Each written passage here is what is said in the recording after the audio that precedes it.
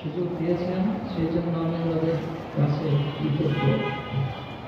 তো অনেক বক্তাই অনেকগুলি কথা বলেছেন, উপদেশ পরামর্শ এসছে, কিন্তু আমাদের কাছে কিছু না করতে হয় আমাদের, কারণ আমরা যদি আমাদের নিজেদের সমালোচনা না করি তাহলে সেই সুযোগটা অন্যরা নেবে।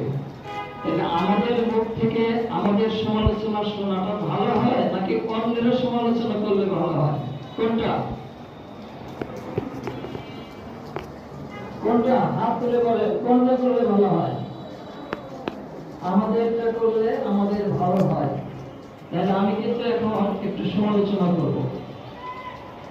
অবশ্যই আপনারা যারা এখানে উপস্থিত হয়েছেন সবাই জ্ঞানী গুণীজন, এবং তাদের মূল্যবান আলোচনা থেকে আমাদের কিছু শিখতে হবে। আজকে এই আমাদের মহান শিক্ষক যে উনি মনে করেন এই মঞ্চে বসে আছেন, আমাদের প্রিন্সিপাল স্যারের পাশে বসে আছেন, মনে করেন হ্যানিম্যান।